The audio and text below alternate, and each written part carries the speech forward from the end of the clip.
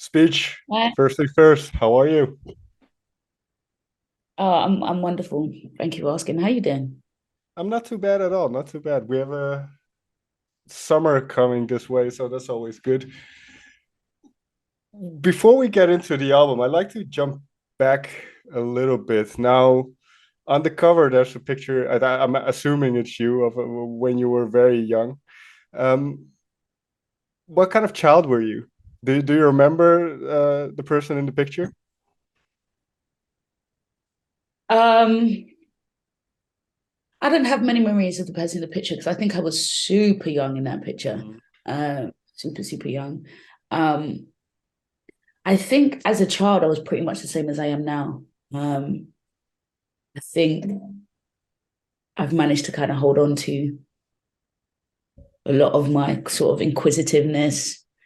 Um, I think you know what, an example actually, because my mum she just brought it up the other day. She was here yesterday. She brought it up actually that she always remembers the first day of primary school. And she took me there, and there was a load of children, and they were crying and sort of holding on to their parents, and kind of nervous about this big event that's taking place. And my mum said, I looked at her and said, "All right, see you later," and just headed into the class. And she always remembers that because she was like, "Okay, I think she might be all right." Do you know what I mean? It turned into me kind of, I think, living my life like that.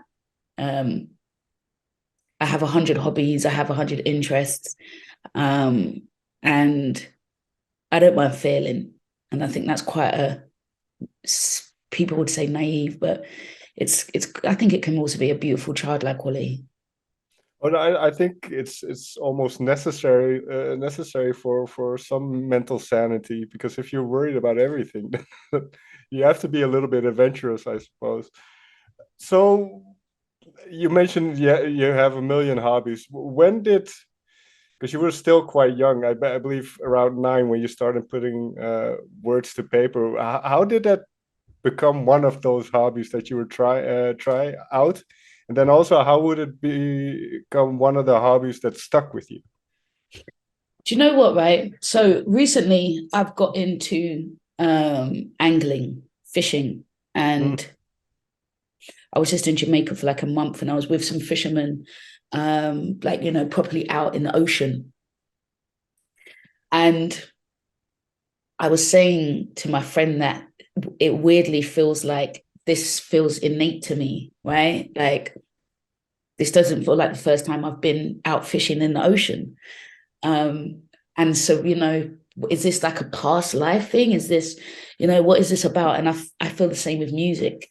Mm. Um, it's always felt innate. It's always felt like something that I remembered actually, as opposed to I sought out. Yeah. Whereas hobbies, I think, are kind of more. They feel different. They feel like, you got to learn it. You got to feel. It's like swimming. Like you got to learn how to do it, and then you get into a point. And whereas with music, for me, very much felt, and perhaps that's what hobbies are actually. As I'm saying, I'm thinking about it. Perhaps that's what a hobby is. Perhaps a hobby is remembering, right? Because like, if you have like a 9 to 5, right, and you work in a city, and but then your hobby is to build, you know, toy houses out of what, where did Sure. that come from? You know what I mean? Like perhaps that's a remembering of something that that someone, a part of who you was in the past, perhaps. Mm. But when it comes to the ones that stick, then are those the hobbies that come effortless, as you mentioned, and in your own development as a musician, as a writer, how do you see kind of where you started to where you are now? Because you've gone through quite a lot. So how do you kind of evolve as a person, or and how does the craft evolve alongside you as a person? I think you got to learn your craft, and then start to break all the rules of your craft. Mm. I think that's how it goes. I think there's the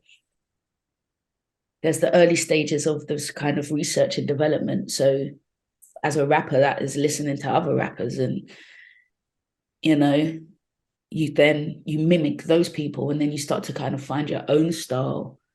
And that's your kind of research development stage. And then you get to a point, sorry if my cat's making noise over there.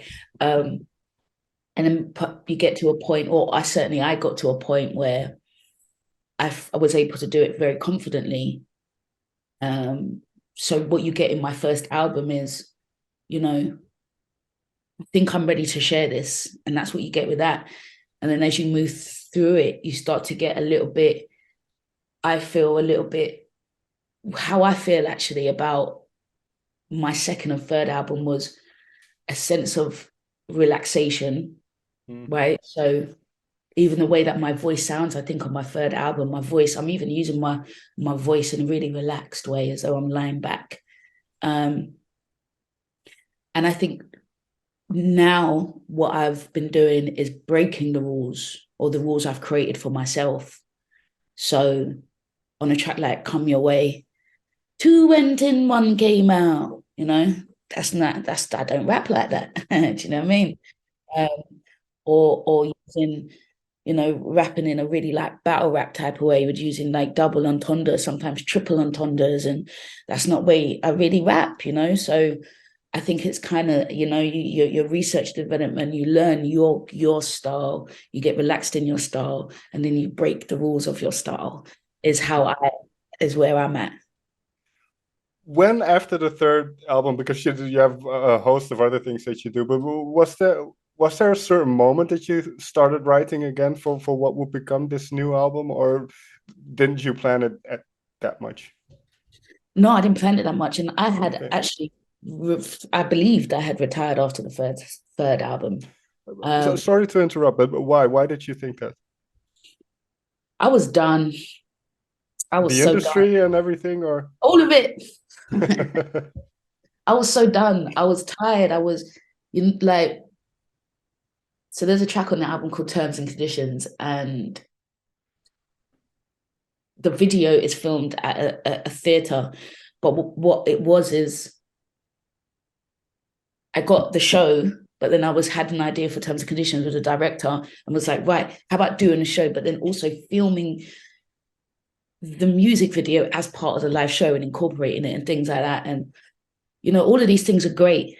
It's like being a visionary is great, right? But I didn't have a label, and I didn't have a manager, and I didn't have all these other things around me to support the vision.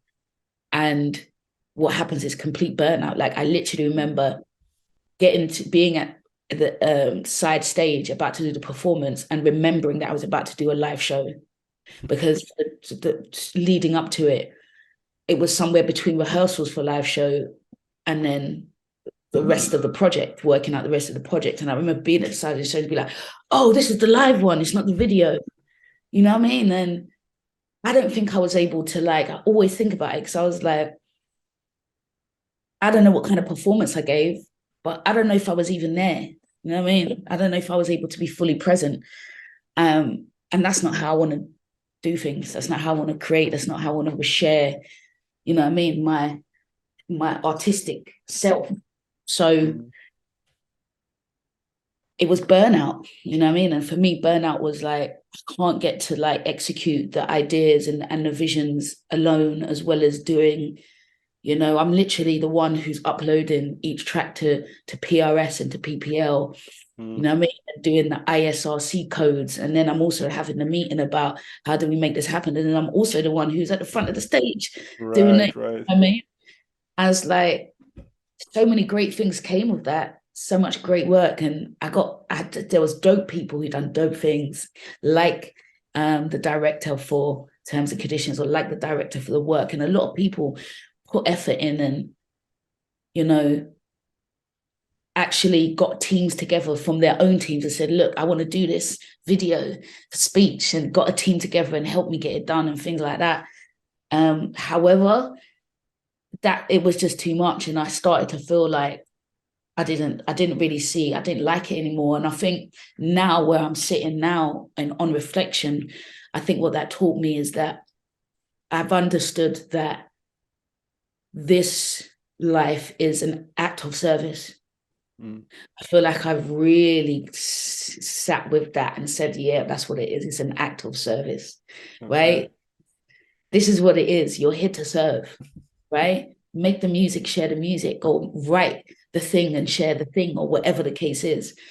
But that act of service you shouldn't be depleted. Mm. That's when it becomes a problem. I think if you aim for balance with that, like in business where you're in a black, your business still runs. You're in a black, and I think that's how that this game should be. And I got to a point where it was that act of service. I was being depleted, and now I can see that. And I said I got to go, and so I put everything down, and I chipped out, and I think I did some traveling. I did loads of solo traveling. I went to beautiful places like Malawi, um, and then I started working part-time at Arts Council as a music relationship manager. Shout out to them. I'm taking them to court, by the way. Because, F around and find out. But yeah, so I kind of just left it alone. And then 2020, by that point, I had started to do a lot of voiceovers and be pretty successful and quite groundbreaking in voiceovers, actually. Because even now, when I hear a voice, I think it's mine. So I know that, you know what I mean? But yeah, so say that again. One very thought popped into my head about your voice because, and this is from Wikipedia, so I don't know if it's true, but Yeah, it said that you initially wanted to be a singer, but you didn't like your voice. Is that true? facts. So, Facts. and but I'm somebody who has to edit his own voice a lot. So how do you objectively look at your own or listen to your own voice? Is that a skill you had to develop? Yeah, I mean, it's my job. It's kind of what it is. It's my job. I had to get used to it real quick. Um, and I don't think I hear myself in the same way other people hear me. Hmm. Um, like if I'm doing a voiceover, I'm hearing work. I'm not hearing Right. myself. I think there's a difference, right? If you get like caught in a clip on someone's phone or on Yeah. you, then it's different because then you're hearing yourself in complete flow and you're like, I Is make that weird me? I talk, right? Or I take weird, like the cadence is off sometimes. That's when you really hear yourself. But in terms of being on a song or being on voiceover, that's work. I'm super focused on what it is that I'm delivering. Um, but yeah, going back with this album, so like by 2020, I was doing loads of voiceovers. I lived out in London. I was chilling, going fishing on Sundays, and living a real life hippie life. And then what came to me was Sunday dinner on a Monday. And I was like, that's a good title for it. That's a good title for an album. And that's how it started. And I didn't do anything with it. I just wrote it in the notes in my phone and left it. But I just kept coming back to this idea of Sunday dinner on a Monday being an album. And I kind of knew instinctively because it's my fourth that if you get a title for an album, you're making an album. Sure. Feel me? You don't have titles for an album and don't make an album because It's these gonna things these things are alive. yeah, it's gonna gnaw at you over the Yeah. years if you don't. Yeah. You've already given birth to it. It's here, right? Like there's some people that believe, like myself, that music and art and things like that are alive. They use us as vessels to come through. So once that title was there, the album was done really quickly though, which is quite different from for how I've done albums. Um, Actually, probably the first one, speech therapy, was 6 weeks in Australia, actually making it. And this was probably Hmm. about the same, which is actually Okay. quite cool. Yeah. Um, and one of the things I did with this album, which I have never done before actually, was the songs were freestyles. Hmm. So it was really focused on the music. I made sure to like the people I worked with made music that I would never go to if you know what I mean. Like I would never think to put that kick there, and do you know what I mean. Um and so they were able to push me out of my comfort zone, which I felt was important. Like I've done this too many times, I've got to push, and so I'd get back from the studio, I'd literally play the beat, get some other whatever device, the phone, whatever the case may be, hit record, press play, and go, and just whatever happens. And with 80% of the songs on the album, that's what they were. They were freestyled.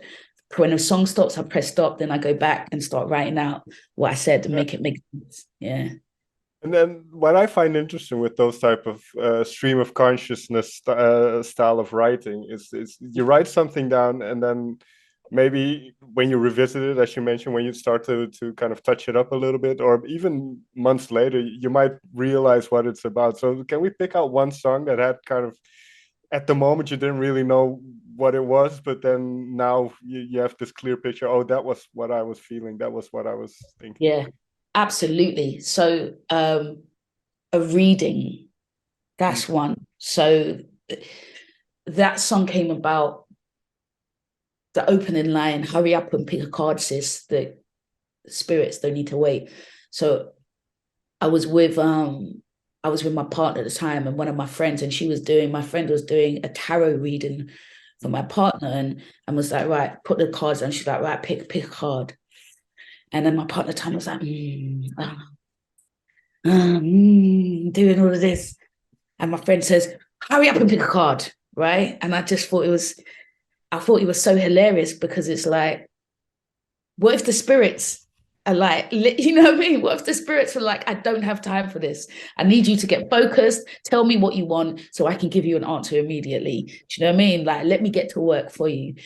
And so that's the opening line of the track, and that's what it started off as. But by the end of the track, it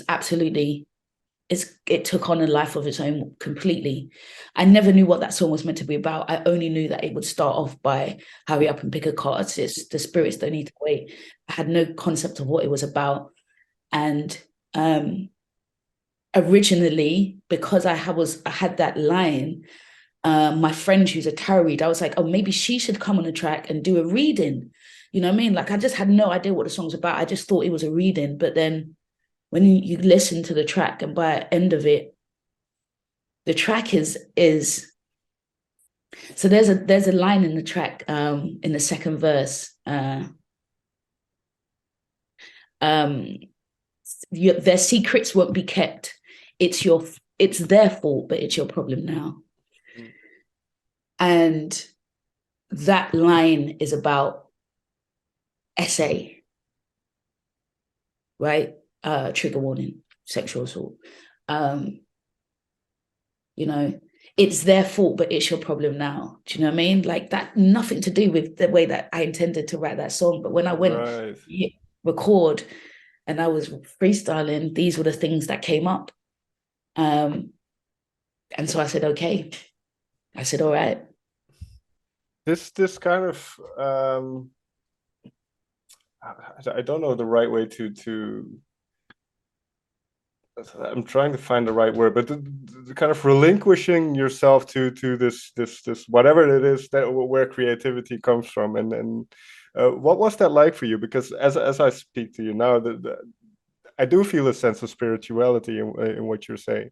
And then you have the title with Sunday dinner on the Monday. There's certain connotations with Sunday, obviously. So what is your perspective? You know what? I never made that connection. The Sunday and the spirituality, I never made that connection. Yeah. Okay. Now fair enough. Perhaps that's then something lingering in my brain. This is why I love to talk about to talk to people, because you always hear something that is like, I never made that connection, but it's an absolute connection. It is. Okay, because there is a certain significance to this, and I never grew up religious, but there was still a certain magic to a Sunday. You would go visit your grandparents or whatever you would do. So for you, let's start simple then. What does a Sunday mean for you? What does Sunday mean? I really love that you asked me that question, because for me, the album title is more about the Monday. Okay. I put more focus on the Monday. So I love the fact that you asked me about the Sunday. Sunday for me, I feel like Sunday is a day of grounding, right? So like you get that stillness that comes with a Sunday. Generally I find Sundays the day, even when I was growing up, right? So on a Saturday, my mum would wake me up, time to go shopping, and I had to clean the house, and the food was cooked. There was a lot happening on like Saturday was the to-do list day, right? Sure. And also spend time together day, right? Because as a single parent, that's also the time when she got to spend time with me, right? So, and then Sunday was the day that there was no to-do list, and I feel like that's stuck with me. Even though my life is at 9 to 5, Sunday still feels like that. Sunday still feels like the I'd like to cook myself a really nice meal, or go and eat with my Right. loved ones. There's a stillness to it and a grounding. And then because you say you've been talking about Monday more, Monday, and at least my connotation of Monday is always the dreaded Monday, the kind of you you have the highs of the weekend, and then you kind of have to go back to reality a little bit. So how did you? Because that line was was the first thing that came up to you. So what does that signify to you, in essence? Kind of moving from moving from Sunday to Monday. I like Mondays. I like Mondays. I'm one of those weird people. I like Mondays. I feel like Monday is a visionary day for some reason. You know what I mean? It's like, I don't know, maybe Monday, it's got the word moon in there. Do you know what I mean? It's kind of, well, it hasn't got the word moon in there, but do you know what I mean? In terms of, Sure. sorry, I'm gonna let my cat out. She's whining. In terms of, maybe the origin of the word. And the moon is about dreams and visions. And I feel like that that's how Monday is. Like the Monday to me is the day when I figure out my to-do list moving forward. And I really like that. Because I like planning and things like that. So Monday gives me that sense of, right, how do things look looking forward? And I mean, in terms of the Sunday dinner on a Monday, like it's two meanings. It's me as an artist, being in the Monday stage, where I've done loads of therapy, I've done loads of living and things like that, and I've had time to now look and be like, right, I've had my Sunday, which is actually, as you mentioned, that holy day. I've had my holy day. I've had my come to Jesus moment. I've had, as I mentioned with the essay, I had the moment where I picked up the phone and said, I'd like to report an assault. That's huge. Of course, yes. That's 30 something years, So I've had my Sunday. And for me, this is my Monday when, right, I can see clearer visions now. Do you know what I mean? And, like in you cook the Sunday dinner, and then there's Sunday dinner left over because you always cook more than you need to in case someone comes around and whatever. And then on a Monday, when you reheat that, you're like, oh, that tastes sweeter than it tasted yesterday, which it does because the flavors have had another 24 hours to marinate. So you're getting an extended version of what you had before in terms of the palate. And that's how I felt. Like Sunday dinner on a Monday is better. And it's a good thing to be passed or swam through the mud. Like that's a good thing. It might not feel good swimming through the mud, but that Monday, that's what it's about. So what are you? This is difficult because you speak about this kind of transformation that you went through, and the way your perhaps perspective has changed on what you do as well. So how do you navigate what you do now in terms of music and being an artist and being creative, and as you said, kind of serving in a way? I don't know if that's the word that you use, but how do you kind of navigate that while still having in mind all the pitfalls of before in a way because I'm just kind of projecting this on myself. I wouldn't be able to ignore those things. No, I know what you're saying. I mean, listen, I've learned the worst of the industry. My first album, Speech Therapy, signed the worst contract known to man. And they basically stole my album. They owned the album for the masters for the album for perpetuity. Oh wow. Yeah. So I know the worst of this business. Feel me?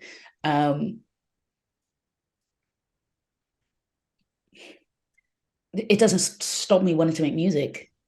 Well, yeah, that's kind of the thing. But what encourages you then that this time things like that don't are less relevant in a sense? That's not why you do it. You have a different purpose, I suppose. So how do you?